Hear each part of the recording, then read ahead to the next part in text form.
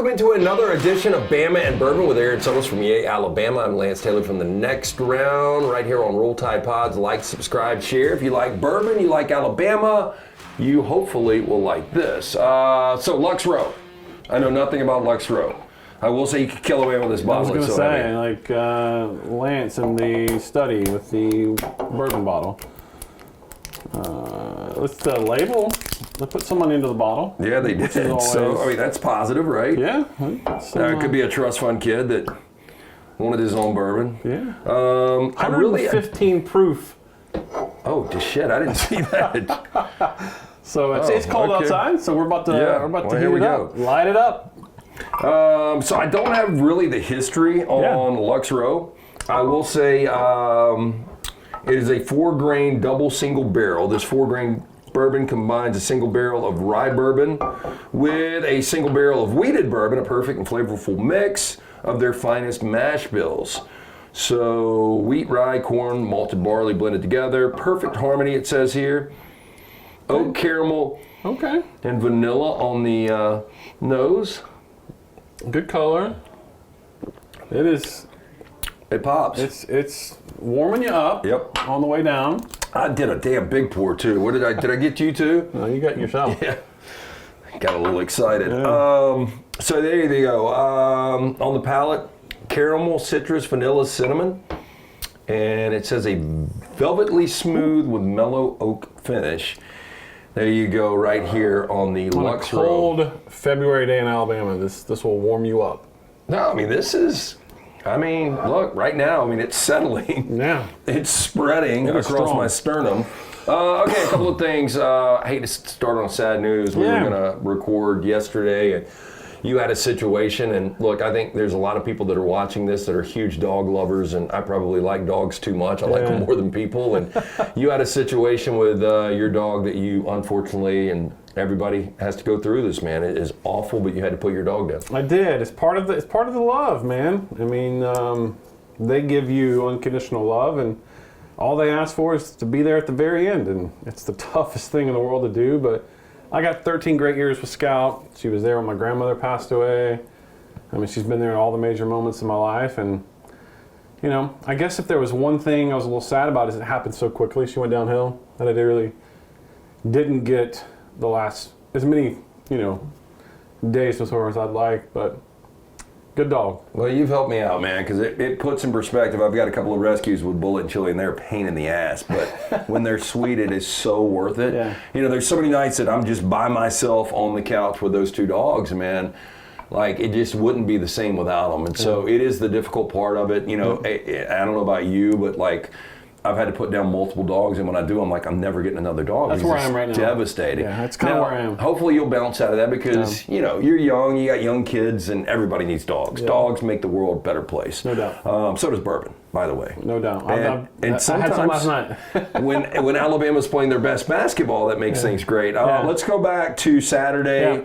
Auburn, 94, Alabama 85. Look, they jumped out 9-0. I mean, the amazing thing was Nate Oates, in 87 home games in Coleman, has never not led for at least a second of basketball. And for 40 minutes, Auburn just kept them at arm's length. Yeah, and they had that push there in the second half about midway through where they were able to tie it. That Grant Nelson dunk that tied it, I don't know that I've ever heard a basketball arena louder than that. And then, but Auburn just credit. I mean, that's why last week I think I said Auburn's a better team, and I'm not disrespecting Alabama. Alabama's a fine team, but Auburn just can beat you in any style you want to play. You want to play up tempo, you want to shoot threes, you want to play lockdown defensively. They can beat you in a variety of ways. So they just have a larger margin of error. It was really a boring game to sit back and watch. I know you were there, so you were involved in kind of the hype of the crowd and stuff. But going back to your point on the loudest moment, you've seen a ton of games in Coleman as a student, working all capacities. But when Mark Sears took the three that didn't go in, like, I can't imagine what that place would have done. And I really believe that was one of those moments in that game where if they would have taken a 3-point lead, I think Alabama might have been able to get to the finish line. And they had a couple chances, but look, credit Auburn for going into that environment and jumping out big and keeping them. And then withstanding the Alabama run. There's always a run, and they withstood it. And there's a reason they're the number one team in the country. I didn't realize this. On Auburn, obviously, they are the best team in college basketball. I think everybody would agree with that right now. This was their first AP top 2 win since 1988. They had lost 20 straight, Auburn had. Really? Which I find that hard to believe because that incredible tournament run they went on in 18-19. Did they not beat a top 2 team? Didn't they knock off multiple number 1 seeds? I thought with Kentucky and North Carolina. So I throw they that got out Kansas there. too, I did didn't they? read it. Yeah. Kentucky, Kansas, and North Carolina. Yeah. I mean, I need to go back and check it out, but maybe one of those two, Yeah, I guess or not one all or three two. of them I'm trying to think. Virginia, I think, was the one when they Yeah. got there, right? Yeah. Virginia ended up playing Texas Tech, but I don't remember where Texas Tech was. Yeah. So anyway, I did see that, which is pretty amazing. It shows you what the Pearls are doing right now. Obviously, Oates is doing great things there. But, from that game never leading for a second, the first time in 87 games, to Columbia, Missouri last night. Yeah. And they give up 110 points. And again, a 12-0 run to jump out. Never led this game for 1 minute. So now 80 minutes of basketball they haven't led, which is kind of crazy. I mean, that's tough to do in college basketball. I said this, would you agree with this? I said, look, I don't know this for a fact, but Alabama, a top 5 team, I would bet this is one of those first in sports histories where you don't get a lot. Do you think there's ever been a top 5 team in back-to-back games, 80 minutes of basketball, that didn't lead for a second? I'm sure it's happened.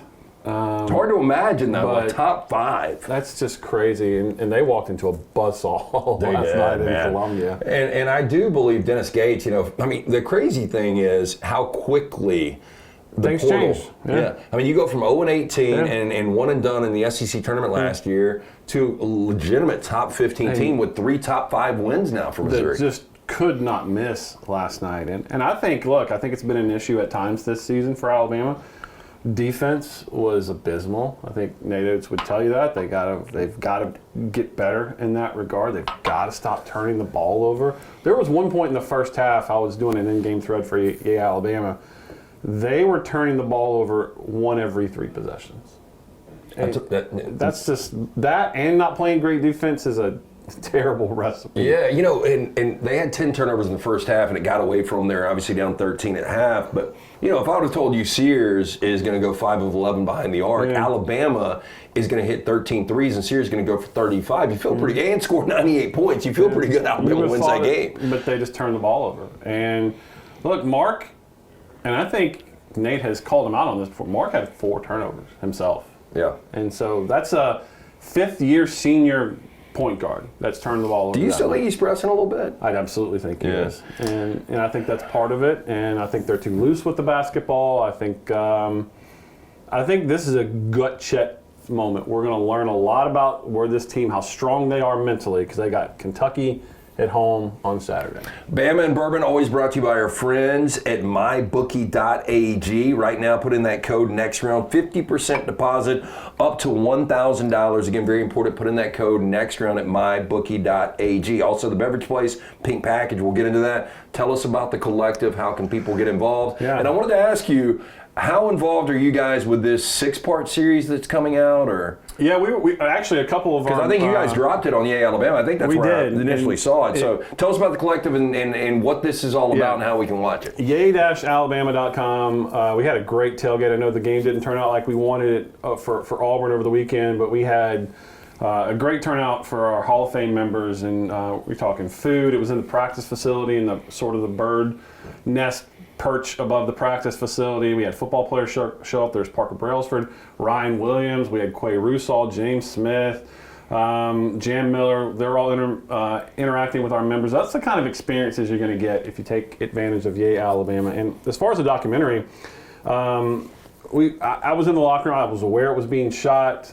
Actually, a couple of the Yay Alabama of our staff is actually featured in the documentary, and it dropped on Fox Nation. If you're a member of Yay Alabama, there's an article on the site for a 30-day free trial on Fox Nation. So if you want to, if you're not a member of that site and you want to go check it out, we'll give you a free code so you can watch the doc. It's called The Tide That Binds, or The Tides That Binds. I heard somebody say this, and again, I don't know if it was a comment, I don't know if it was somebody that watched it as a critique, but they were like, after you see this, you'll understand why there were some struggles this year in 4 losses. I think that's always easy to do after the fact. Have you seen the whole thing? I saw. I've seen the first episode. I was involved in helping give some feedback. Do we get some Aaron Suttles on camera? I don't think so, unless I'm in the caught in the background of the locker room. Not shirtless, lifting with all the guys. I don't have the physique for that. You got a bandana on. Yeah, but no. Look, I think it's like any good documentary.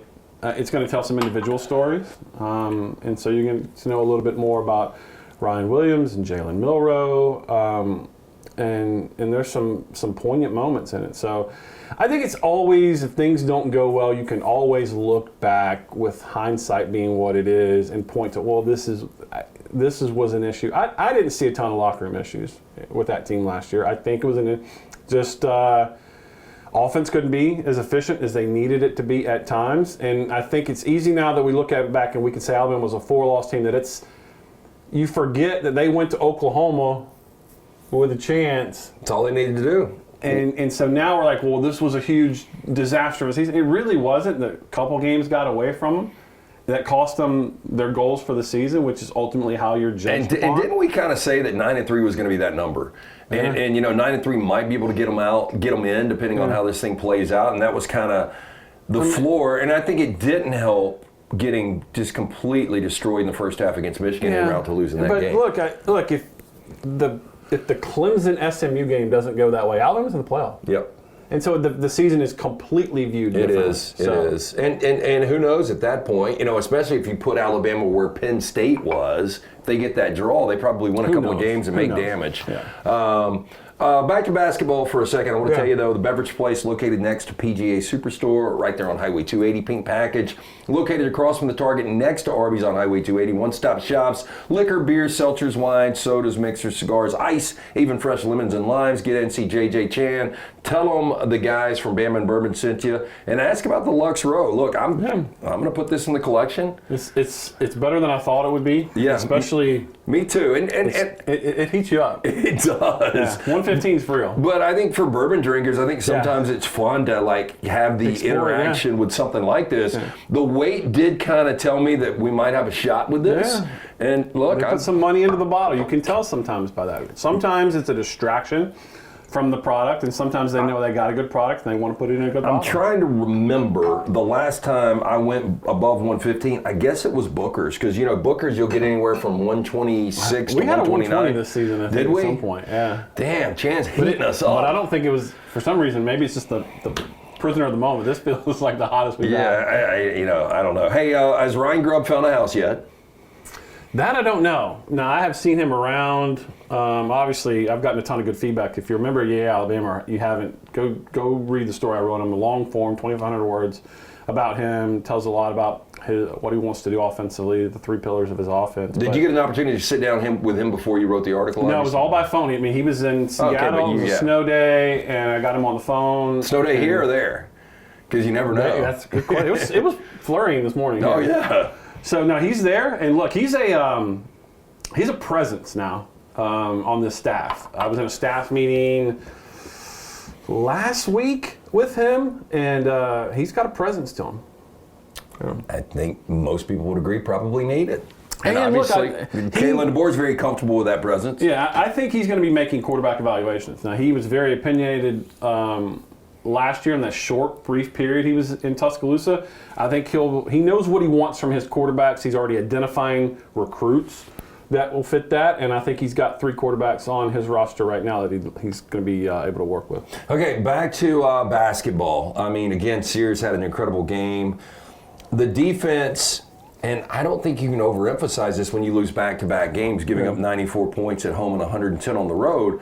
But the fact of the matter, they've only got 5 losses. They're still viewed as a 1 seed. But those 5 losses, you're giving up right at 90 points per game in those losses. So, my question would be, once you get there, let's just say they're a 1 seed, although these 5 games are brutal coming up. They are. And, if they go 3-2 in those, they're probably still a 1 seed. I don't think it's a problem. But you get to the tournament, you play that 116 or 215, you're fine there. But then you've got to play, potentially, if you're going to make this deep run, 4, 5 really, really good opponents, and are you going to be able to play that kind of defense and win those type of games? Well, look, I think that was the key last year on the run they went in.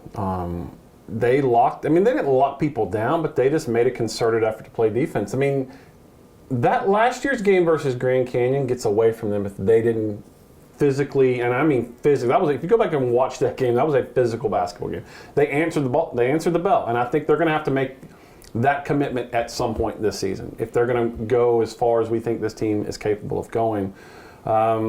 And I think, weirdly enough, that first round exit wasn't technically the first round, but the first game they played in the SEC tournament last year, it was to Florida, and they lost. Yep. I don't think going out early in the SEC tournament is a bad idea. No. For any team. Well, it's going to be different this year because Alabama won't play until Friday. Well, you think, but who knows what that, you mentioned that schedule coming up. You're right. But I still feel really good. Auburn's going to be there on Friday. I think Alabama won't play until Friday. Yeah. But I agree with you. I mean, and I hate to say this because we all remember a time where SEC, the tournament was so big. And I remember going to not only SEC tournaments, ACC tournaments over in Atlanta, and they were a much bigger deal. People just don't remember, who wins the conference tournament now. And the SEC is so strong that winning that many games in a row is going to take something out of you. I really believe that just because the SEC is so good. So I'm going to be curious to see the coaches all the SEC coaches, sort of their approach to win. Look, you're a competitor, you want to win, but I also think if you make a deep run in the SEC tournament, your legs are going to be toast. Well, in this, I think everybody would agree with this. This Alabama team seems so much better than last year's team that made a Final Four run. Now, again, you have this magic, you have matchups and different things that happen. Yeah. But I do think losing back-to-back games for the first time since last year in a calendar year and giving up 110 points, I think it gets more magnified. Now, if this is a brand, if this is a Kentucky, a Tennessee, a Florida, it's probably not as big of a deal. But Missouri, I don't think people realize how good this Missouri team is. Yeah, because they were so bad last year. And, they just did not miss. And I think they took Alabama initially in the first half, took them out of offensively what they wanted to do. And listen, I'm not a penalty or a call vulture, but they shot 47 free throws. That's crazy. And they were grabbing 50 fouls, 68 total free throws. But when you have that discrepancy between 47 and 21, 26 more free throws, it's a lot. It's a lot. And so, but that's not the reason Alabama lost the game. It was just the way the game was played last night. Yeah, and I look, I'm not going to say there's any correlation between the Alabama and basketball teams. But, going back, there were things that seemed a lot different. I think the thing that's frustrating about this team is sometimes you are just who you are as far as turning the basketball over. And they are at this point, I think. But it seems like effort on the defensive end. Yeah. And going back to what you said last year with the tournament run, it's like they all came together, they focused, they played with more energy and urgency, which ultimately they're going to have to do on one-and-done situation in the NCAA tournament. But it just doesn't seem like some nights they've got that energy and that urgency to play really good defense. And I think that's effort. I think you're exactly right. If you go back to their first SEC loss this year, that was so disappointing about the Ole Miss loss. Not that you lost. It's that the effort was poor, I thought. And look, I think last night, the way Missouri played, they're going to beat most teams. This is the way they shot the ball. But part of that is you just got to answer the call defensively. You got to be better. You got to be more physical. You got to be tough. And I don't know that it was the best example last night. Again, Bama and Bourbon always brought to you by our friends at mybookie.ag. Use that code NEXTROUND, very important, next round. 50% deposit bonus up to $1,000. And again, how can people get involved, help out with the collective? Very, very important. Yeah, we got another tailgate this Saturday for the Kentucky game. So if you want to be invited to that, join it a Hall of Fame member. If you don't want to make that kind of investment, we have an $18 a month membership at yay-alabama.com. A lot of great content going up. We got our assistant coaches in basketball breaking down what went wrong in losses, what goes well in wins. We got football players. We got the Freshman Focus series. I just put up a video today with Derek Meadows, the highly recruited wide receiver out of Las Vegas. So check it out. I'm not going to say you're never going to get that regular season atmosphere that you got last Saturday that you were at Coleman. Maybe next year. You're not going to get it again this year. But you do have Kentucky coming in. Obviously, huge brand, very good team under Mark Pope in year one. What's that? Important game for Alabama. Yeah, I agree. And I think much like we kind of talked about this, and this didn't live up to what we kind of said was going to happen, but Alabama, it seemed like coming off that loss, going on the road might have been a better situation. But I think now that you've lost back-to-back, you want to come back to the friendly confines of Coleman, you gotta find a way to win this game. What do you expect the atmosphere to be like? I think it'll be good. Look, I think fans are a little upset, a little disappointed, just from the way that not having a lead in the last 2 games. So I think they'll show up. It's a Saturday, which means Saturday games in the SEC are better attended just because of the logistics of getting to a game on a weekend. So I think, and it's Kentucky. It's still Kentucky. It's still that blue and white. So I think it'll be a great atmosphere. Hey, special thanks again to our friends at mybookie.ag. Use that code next round, 50% deposit bonus up to $1,000. Mybookie.ag. Beverage place, pink package, one-stop shops for everything: liquor, beer, seltzers, wines, sodas, cigars, mixers, icing, fresh lemons and limes. They open early, close late. Get in, see JJ Chan. Tell them the guys from Bama and Bourbon sent you. And Lux Row, 115 proof. Yeah, we both like a lot. Support the collective. If you're watching here, you're an Alabama fan. Very, very important. Every dollar counts. 100%. And they're doing incredible work there, so make sure you check that out as well. We'll be back next week right here, Roll Tide Pods. Give us a thumbs up, like, subscribe. We would really appreciate that. Share it with anybody that is a Bourbon or Alabama fan. And we've got some interesting stuff coming up that I haven't even told you about yet. I can't wait about it. But we will get to that. But you guys have a great week. We'll be back next week with more Bama and Bourbon right here on Roll Tide Pods.